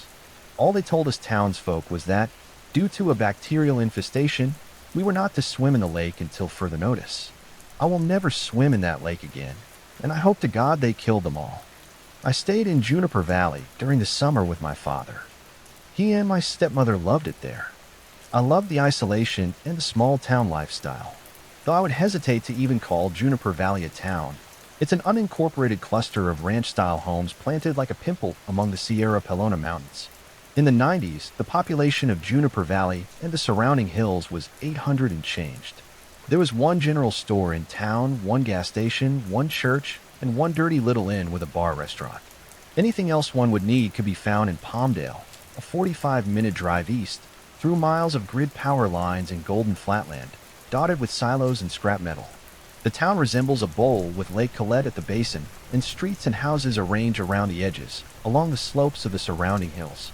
Calling Lake Colette a lake is also stretching things a little bit. It's a sag pond right on the San Andreas Fault, which cuts straight through Juniper Valley. During droughts, Lake Colette would drain to a glorified puddle, a mossy marsh of waist-high weeds. There were quite a few rainy years during my childhood. Lake Colette would remain a proper body of water then, even in the midst of a hot, dry summer. I'd look out my bedroom window at the lake, below the dim circles of light cast by the 2 street lamps on Skylark Road, pitch black like a tar pit. On moonless nights, it seemed bottomless, and I felt as though it could be a kilometers deep well, a black hole. I grew up. My months in Juniper Valley became skull-crushingly boring. My dad and stepmother worked, my half-siblings attended a summer program at their school, and my friends were 70 miles away. The nearest library was almost as far, and the rabbit-eared TV picked up 3 channels, local access from Palmdale, the Bible Channel, and assorted infomercials. It was my step-grandmother who told me about the Will Fell Animal Sanctuary. She went to church with a lady around the place, a retired park ranger named Kathy. The shelter was a non-profit funded solely by donations with an all-volunteer staff. Kathy owned an acre of hillside land off Skylark Road just west of town, a 15-minute walk from my father's house. I was 13 the first summer I volunteered at Will Fell, and I went back every summer after. They loved me there. By they, I mean the only 2 staff members. Kathy, an earthly woman in her 60s who functioned as CEO, manager, accountant, and primary caretaker of the animals, and Jacques, a 27-year-old autistic man who cleaned cages and walked dogs as part of a government-subsidized program. And I fell in love with the animals. There were about 60 of them, homeless dogs and unwanted cats. There were 2 huge kennels in Kathy's large backyard, built by her sons, one for dogs and one for cats. Farther back, rabbit hutches, and at the far end, against the sturdy fence, a tiny stable that housed an elderly racehorse and a fat little donkey. When Pounds and Palmdale and Lancaster received animals they had no room for, they'd give them to Kathy. She'd drive her rickety old windowless van east to the highway, then come back hours later with new furry charges. Sometimes she'd even function as a poor man's dog catcher. Agencies would direct her towards residences from Juniper Valley to Acton, asking her to remove starving, nearly hairless dogs from gardens and pull emaciated cats out from under cars. These were the highway strays, abandoned on the 14 by individuals who no longer wished to be pet owners. That first summer, I met Jane. Jane was a friend of Kathy's, a retired Navy nurse who worked as an at-home caregiver and took in homeless cats. She visited Wildfell at least once a week, sometimes bringing large bags of cat food. Jane was a rough lady, tanned, sinewy, wrinkly beyond her years, only ever seen wearing stained wife-beaters and baggy fatigues. She never married, had no family I knew of, and seemed to prefer the company of cats to humans. Kathy considered her an asset. She'd taken 20 cats at a time, accepting responsibility when we had no more room. She owned a half-acre a few miles southwest of town, off a shabby two-lane road called Oak Tree Lane. Oak Tree Lane snakes between gray-green hills before dead-ending deep in the Angeles National Forest. Rusting mailboxes stick out of the ground like flags at the head of dirt roads, leading to remote ranches and groves and campgrounds. Jane's cottage was at the end of one of these dirt roads, in a little clearing carpeted with knee-high weeds and prickly shrubs, surrounded on three sides by gently sloping hills. She'd take me there sometimes. There were always cats everywhere. Cats inside and out, cats on the sofa, cats sitting atop Jane's washer, cats sunning themselves, stalking field mice and butterflies. I'd spend hours at Jane's house with her cats, helping her clean up and clean litter boxes, cuddling kittens from the occasional litter. Jane liked me. Since she obviously felt little need for human companionship, I took this as the highest of compliments. Every summer on the first day I'd see her, Jane would break out into the biggest, brightest smile that Kathy swore she reserved only for me. "You're like me, Matthew," Jane would say, as I stared out the window of her 1979 El Camino. "You can cut through anyone's bullshit and see their soul. That's why you love animals so much. Your standards for souls are higher than most." The earthquake hit the winter of my junior year. I remember waking in the middle of the night, roused by the thud of my precariously placed math book falling off my desk. The mild shaking lasted about 3.5 seconds. Then I realized I'd experienced an earthquake. My dad, his family, and Juniper Valley were hit a bit harder. Positioned on the San Andreas Fault and close to the remote epicenter, structural damage was rather extensive. The mess had been cleared up by summer, but I noticed broken sandbag barricades and new violent cracks along Skylark Road. Lake Colette looked more robust than I'd ever seen it, but was surrounded by a chain-like fence. The water had taken on a greenish tinge and hosted islands of thick, yellowish scum. For now, it was closed to the public. Kathy's windowless van still hadn't broken down, but she was tired of driving it all over the valley, so she handed me the keys. I enjoyed it at first, rambling through Golden Plains until I saw the boxy developments of Palmdale, rescuing filthy, unloved creatures from the clutches of abusive owners or uncaring bureaucracy. Jane had all but disappeared. Her last nursing charge had passed away, and she was rarely seen in town. Only at the general store, Kathy told me, and very rarely. I think Kathy and I were the only people in Juniper Valley who noticed her absence. I missed Jane. I missed the way her face lit up when she saw me and the warm summer afternoons spent in her backyard. I called her landline once. It had been disconnected. Soon the cats started appearing. My third day back, I was sitting in Kathy's office when I received a phone call from a talkative old lady in town. There was a cat in her backyard.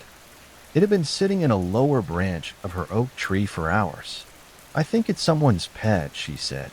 "It's too chubby to be a stray." This, in and of itself, was not an extraordinary event. Everyone in town knew Kathy ran a shelter and wouldn't frequently call her in lieu of animal control when an unknown animal became a bother. Sometimes said animal would be a neighbor's lost pet. Other times, a runaway that had wandered from Palmdale. Kathy always made an effort to find the owner. Rarely, a feral, abandoned highway stray would make it to Juniper Valley. These poor creatures were always half-dead things with matted fur and exposed, dotted skin. They usually had to be euthanized or died before the local vet got the chance. At first, I assumed the calm, well-groomed gray and white shorthair I found in the old lady's oak tree was the former, a townie's escaped house cat. I tried to coax the thing down with a can of tuna, no dice. It wasn't remotely interested in the food. It just started. Black, depthless eyes locked on something that wasn't me. I stood, tuna in an outstretched hand, looking like an idiot, for 5 frustrating minutes before giving up and going to the van to grab Kathy's net. When I got back, the cat was gone. I never saw it again. It bothered me all night. It was like the cat had been messing with me. And it happened again and again. Homeowner after homeowner of Juniper Valley calling Will Fell and asking us to remove a cat from their property. Always cats. Always different cats. I don't think I ever saw the same one twice. The homeowner always insisted he or she had never seen the animal before, and they never had collars. They always appeared well-fed if not overfed. Their fur, though not show quality, was thick and intact. It became troubling. Juniper Valley had a population of 842. It was located 45 minutes from the nearest town and surrounded on 3 sides by hills and forest. Everyone knew everyone else's pets, and the sudden appearance of so many unaccounted for cats was mysterious to say the least. And these cats were not like any cats I'd ever seen before. They like fresh water. I'd find them sitting in fountains and kiddie pools. They didn't seem to like the sun. They'd come out at night or else be found in some shaded, dark, enclosed space. They were silent, never hissing or meowing. They were really, really good at getting in and out of places. I found one curled up in the back of a lady's car. Though she admitted she'd left the door unlocked, the physical act of opening and closing the door should have been impossible for a creature with only paws at its disposal. They were smart. Supernaturally smart. At times, I fell under the disturbing impression the cat was taunting me. I'd be setting up some trap or extending the net. The cat would sit there, calm and cool, watching intently. There'd be a minute in which I'd have some semblance of hope I'd finally catch the thing this time, and then the cat would dart out of my grasp or vanish the moment I turned my back. The weirdest part was, once or twice, the cat stopped before running off and looked at me. I could swear it was laughing. And they all shared the same icy, emotionless black eyes. I wished they didn't remind me so much of the empty eyes staring from the euthanized corpses I saw at Willful. Finally, I caught one. It was early July. I was quite pleased with my cunning. I bought one of those huge plastic storage tubs from the general store, filled it with water, stuck it in the back of the van, and waited for my feline quarry. A large pug-faced tabby this time. After an hour of hiding in the cab, the cat climbed down from the roof where I'd found it and into the waiting reservoir. I raced to the back, slammed the van doors, donned leather gloves, and prepared for a hissing, clawing fight. But surprisingly, the cat didn't struggle at all. He was fully submerged in the water, curled up on the bottom of the container like a rock. I picked it up, shoved it in a cage, dumped out the water, and drove. It wasn't until I was halfway to Will Fell that I noticed the smell. Once, my 9-year-old son dropped a fish stick in the back of my car and forgot about it. A humid summer week later, my car smelled just like that cat had. When we got there, the chubby cat put up about as much of a fight as it had in the van. I didn't hold it for long. Years of experience with scared animals taught me that the less time spent with claws inches from my face, the better. But the short span of time the cat was in my hands was enough to make me seriously uncomfortable. It was heavy and somehow doughy. My hand sunk into its flesh like a silly putty, and it was cold and I left the cat in the quarantine cage in Kathy's office. We usually only used the cage for animals that were obviously ill, which the tabby was not. But there was just something wrong with this cat, like it shouldn't be mixed with others of its species. I gave it bowls of kibble and water, then sat down at the desk to fill out an application for a grant. Kathy was gone for the weekend, visiting her sister in Bakersfield. Jacques was in the back cleaning out the pony stall. I couldn't concentrate, not with that cat there. I looked over my shoulder every other minute. Each time I'd see the same thing, the flat-faced tabby sitting in its water bowl, staring at me. It never blinked. It never moved. It didn't even appear to breathe. The rotting, fishy odor filled the room. Finally, I cracked. I double-checked the latch on the cat's cage, locked the office door, and pretended to be busy feeding the dogs. I called a vet and asked if he could come by and take a look at the feline, but he said he wouldn't be able to for another week. The next morning, I found the office window wide open, the quarantine cage open, and the cat gone. I wasn't disappointed. Not long after that, everyone started talking about little Charlie Henderson. Charlie was 12 and had been skateboarding alone shortly before midnight in the parking lot by Lake Colette. The lake was still scum-covered and fenced off, and the occupants of the nearest homes had long since packed it in for the night. The way he told it, Charlie had been approached by a cat. He bent over to pet it, and the cat danced away, leading him to a grove of trees behind the lake. He followed the cat. Then, suddenly, he was attacked by a small army of cats. They jumped from the trees and emerged from the shadows, latching onto his clothing and limbs and dragging him toward a hole in a fence. If a lost car hadn't pulled into the parking lot and turned around, causing the cats to scatter and giving him time to run away, well, who knows what they'd have done with him. No one believed him, of course. Everyone assumed he'd been attacked by maybe one feral cat, and his imagination had taken over. Because cats don't corner people and jump on them. That takes organization and planning, intelligence not possessed by house pets. Then his story got weird, too. He claimed one of the cats had stretched itself like a silly putty and grew an opposable thumb. Then Jane came back. It was a cloudy afternoon, and I was taking advantage of the slight cool down to deep clean the dog kennel.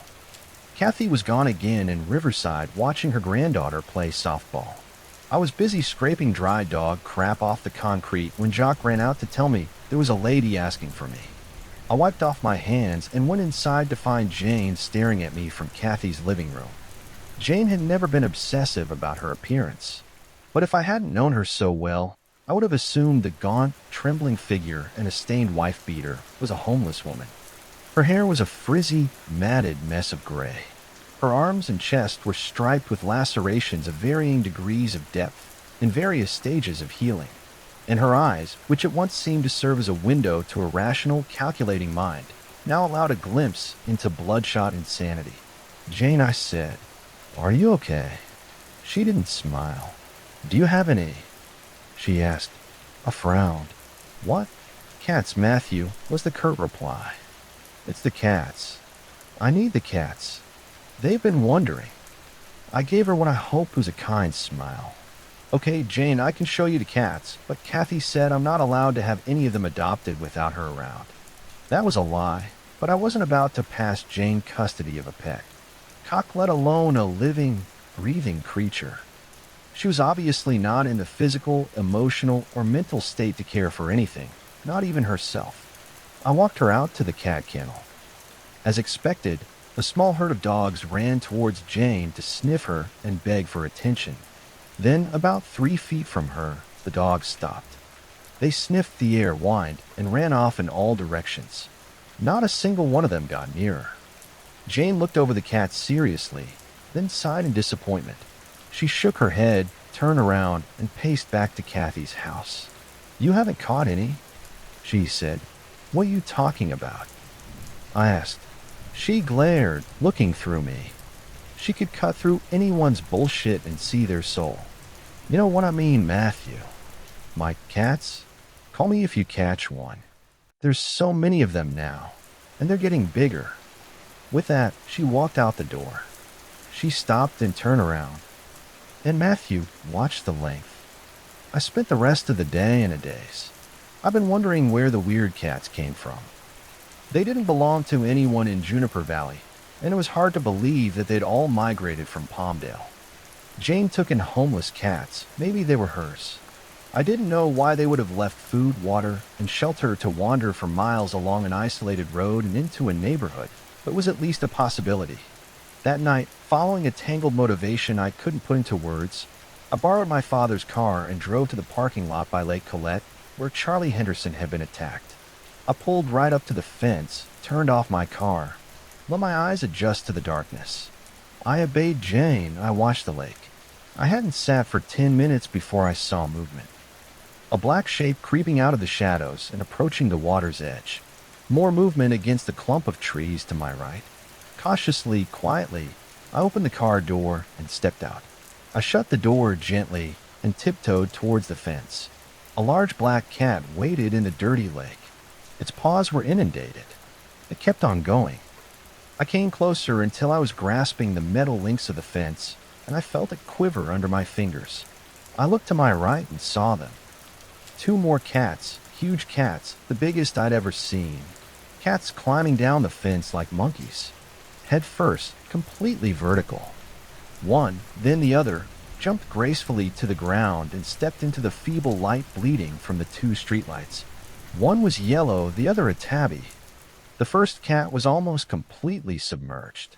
With the lightest gurgle, it ducked under the scum-covered waterline into the black hole. The light wasn't good at all. It looked as though the second and third cats had flattened when they hit the ground, like Play-Doh thrown at a wall. And there was something about how they moved. They jiggled. Their legs bent the wrong way. Or maybe it was just the shitty lighting. Where was the black cat? It couldn't still be underwater. Ripples in the lake, small islands of yellow scum shifted in gentle waves. I didn't feel a breeze. There was something else in there. A cadence of nerves was triggered in my brain, forgotten but immediately recognizable like a song. I was scared of Lake Colette, scared like I had been as a child, when the black water had seemed from my bedroom window a bottomless well. I ran to my car. I did a donut in the parking lot and sped home. The next morning was hot and bright, and under the cloudless sky, it all seemed ridiculous. I was letting Charlie Henderson rumors get to me. I walked past Lake Colette on my way to Willfell. I went right up to the fence. Nothing seemed out of the ordinary. No cats in sight. A light breeze ruffled the water. I breathed in and gagged. It smelled like rotting fish mixed with a McDonald's dumpster. It smelled like the pug-faced tabby I'd caught. Cats don't like water. Cats don't swim. I'd spent nearly half a decade surrounded by cats, and the cats I've been chasing around yards and spying on the night before weren't cats. That smell. The way the tabby I'd caught, it felt when I held it. Bloated and putty-like. Oh, those cats didn't purr or meow. They didn't eat. Their intelligence. And that stare. Those glassy, corpse-like eyes that seemed to take in everything and nothing. And Jane? Her cats, she'd said. They've been wondering. They're getting bigger. Maybe she was going nuts living out there all alone in the wilds, a mile away from her nearest human neighbor. The dogs wouldn't come near her. Her own cats had been attacking her, apparently. How else to explain the scratches all over? Yet, still, she was desperate to have them back. I had to talk to Jane again. Kathy was still gone, and it was Jacques Day off, so I planned on heading to Jane's lonely dirt road as soon as I fed the animals. But a couple from Palmdale called unexpectedly, asking if they could come by with their daughter to pick out a pet. By the time they'd selected a corgi mix and made arrangements to have the dog neutered, it was after 5. It was fine, it was still light out. I locked up, grabbed the keys to the van, and made my way into the hills. My teenage bravado waned as I traveled farther and farther away from Juniper Valley. There's no defined town line, but when you reach the intersection of Skylark and Oak Tree Lane, you're essentially watching civilization shrink in your rearview mirror. I'd forgotten just how far away Jane's shack was from anything, and just how desolate and lonely the mountain road became. I didn't see a single other car the whole time. Finally, I came to the rusted blue mailbox with Jane's numbers on the side. I turned on the dirt road. When I reached the apex, I saw Jane's shack. Carefully, foot on the brake, I made my way down into the valley. It didn't look like Jane was home. There was no light coming from the windows. I pulled up closer into the driveway past the house to the carport in the back. The back door was wide open, and Jane's El Camino was there. The cats weren't. No cats lounging in piles by the stairs. None prowling around the yard. I pulled behind Jane's car, climbed out of the van, and strolled into the backyard. Jane's empty property looked lovely as dusk. Beautiful trees reaching for the heavens. Majestic first meeting fluffy white clouds like an Old West movie backdrop. She must have been hiding in the house. She must have crept up behind me, because I don't remember feeling the blow. I woke up lying in cool, moist dirt. I was looking at the water. Lake Colette? No, I saw nothing but hills and foliage in the distance. Where the hell was I? I sat up. My head spun. I felt blood in my hair. I was sitting on the bank of a small pond. The water was greenish and thick with algae, covered in thick yellow scum. I took a breath and lurched. The smell. Rotting fish. Rotting flesh. Fast food dumpster. Stronger than I'd ever smelled it before. The water moved. Something was emerging a few feet in front of me, swimming to shore. A black cat, paddling with uncomfortable, almost human strokes. I scrambled backwards, away from the approaching creature. It reached land and pulled itself onto the bank. It stood up. The black cat's weight shifted, its belly bulged, its lower leg swelled, became shorter and fatter. The effect was the same as squeezing a stress ball. Instead of a creature with a skeleton and tendons and muscles, I was being approached by a thing with the consistency of jelly wearing a furry suit. I screamed and stumbled to my feet. Then I felt icy fingers curl around my neck. I struggled and instinctively horse-kicked my unseen attacker. The hand loosened and I whirled around. I was face to face with Jane, but it wasn't Jane. Her face was round and flat, boneless. The wrinkles under her eyes had smoothed themselves out, and her nose bulged like a mushroom. And her eyes, the maniacal glint, were gone from her eyes. So was the consciousness, so was the recognition, so was the vitality. Her pupils were so dilated her irises were no longer visible, and what had been white was now completely red. Her eyes didn't move. They were those of a corpse. Then something in the water grabbed my hand. Something cold and soft and rubber-like, slimy, but very, very strong. It pulled me. It was pulling me into the water. Jane stood over me, smiling. She bent down, hands outstretched, pudgy, bloated hands attached to rope-like arms that jiggled and curled and changed shape. What happened next is a blur. I remember clawing, kicking, and screaming at the top of my lungs.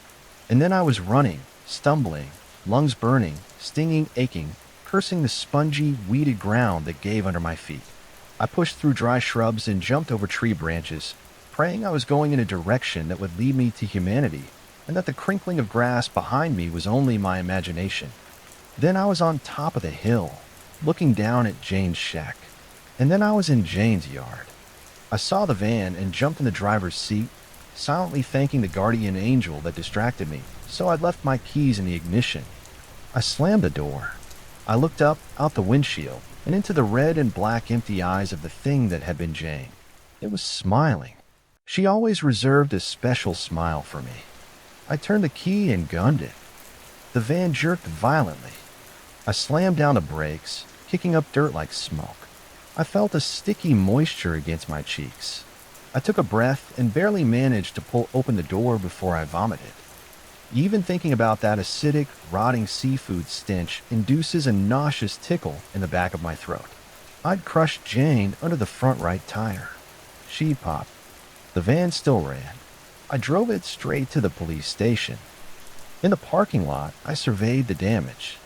The front bumper was dented and a headlight was out. There was no blood. The mangled metal was splattered with glossy, opaque white goo. I was almost completely honest with the sleepy-eyed desk cop. I said that Jane tried to drown me in the hills behind her home, chased me to the van, and then I ran her over, but I left out the part where her body had taken on the properties of pasta and silly putty. The cop asked sarcastically if I'd been doing any drugs, but radioed a car to the site. Over the next week, I was questioned multiple times by the police. Their questions became increasingly bizarre, to the point where they were asking about toxic chemicals and lights in the sky seriously, and whether I was or had ever been involved with a heavy metal band or a cult. This was the late 90s. I was chastised for driving down a loamy back road alone to approach a crazy woman, but I was never charged with a crime. The cops were cagey, but they'd found something. By the next morning, Oak Tree Lane was blocked off by the county sheriffs, and the inhabitants of the hills had been roughly evacuated with no explanation. Then came more sheriffs, then the unmarked cars, then the tall black barbed wire fence around Lake Colette. Jane's death was reported as a freak accident. I tried to forget. I holed up in my room watching happy movies on VHS until my mom came to take me back home. I went back to school. I threw myself into studying and applying for college. When I needed to, I snuck my mom's sleeping pills. Eventually, however, curiosity overwhelmed my fear. I wanted answers, so I elected to spend the following summer, my last before college, in Juniper Valley with my father. Wolfell was no more. Kathy had left the animals with a larger no-kill shelter in Acton, retired and moved to Riverside. There was a large for sale sign in front of what had once been her home, and it had been a dry winter. The chain-link fence, broken and bent, still surrounded Lake Colette, but the lake was little more than a puddle. I got a job waiting tables at a bar restaurant. I spent my nights serving burgers to bored townies, trying to strike up conversations about the strange events of the previous summer. The shadowy agents, the fence, the crazy cat lady. I was offered nothing but rumors, speculation, and good old-fashioned lies. Finally, I met a man named Aaron. He was in his 20s, chubby and socially awkward. He worked as a counselor at a camp for disabled children. He talked about Dungeons and Dragons a little bit too much, and his uncle was a local cop. It was a slow night. I shot the shit with Aaron for a while. When I asked him if he'd heard about the crazy cat lady who died last year, he played it off like a tabloid headline, but I'd noticed his eyes widened and his hands trembled. I guess I got lucky. Aaron's cop uncle apparently had a weakness for Jack Daniels and a tendency to ignore police confidentiality when drunk. And that weakness must have been genetic, because an hour later, Aaron was singing like a canary. The night Jane had tried to kill me, 2 cops had been dispatched to her home off Oak Tree Lane, expecting to find an empty bottle of Everclear and a discarded bag of shrooms. Instead, they found what had been Jane. Pieces of her were scattered across the ground like debris. They radioed for backup, and a small posse spent the remainder of the night on a scavenger hunt for vital organs. They found skin. Plenty of skin. The piece that once covered her back was folded in a torn white tank top. Her bones and organs seemed strangely melted, as though pulled from a vat of acid or digested. It was like one officer had said Jane had been skinned from the inside, then filled with acidic goo like a water balloon. Everything was coated in a white, translucent jelly substance. The officers had taken a sample to be tested, but by the next morning it had evaporated into a powdery white stain. The big guns were called in. Sheriffs, agents from multiple government divisions, he couldn't say who exactly. The local cops had been pushed out of the investigation by that point. He had heard that upon searching Jane's property, they found an axe, multiple firearms, boxes of ammo, and 10 cat skins buried 1.5 feet deep in the backyard, mostly with their heads detached and all coated in the familiar white powder. They scoured the hills behind Jane's property, and they found a pond. The small pond that, according to land surveying reports, had not existed before the earthquake and the rains of the previous winter. They drained it. At the bottom, they found 24 more cat skins. The insides were all gone, yet the skins were unmarred. At no point had they been cut apart or sewn together.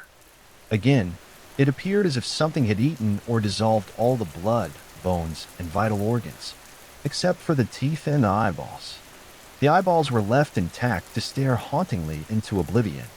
After the discovery, they dragged Lake Colette as well. Aaron didn't know what they had found there. The citizens of Juniper Valley were urged to stay away. It's been nearly 20 years. I'm a veterinarian now.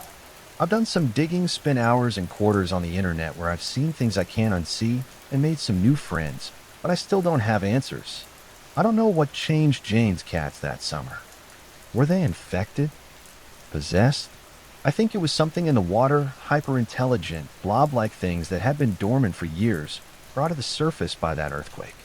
But this is all conjecture, my opinion. All those years ago, I told Aaron, the chubby camp counselor, everything. He listened, eyes widening but never doubting.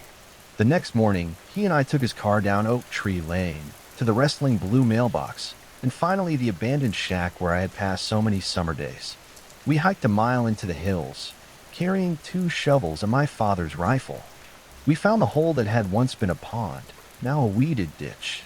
We got to work. It was hard work. It was dirty work. It took a few trips. But by the end of August, We had leveled the land and completely filled the hole with dirt. I don't know what was down there, but if there's more, they're not getting out.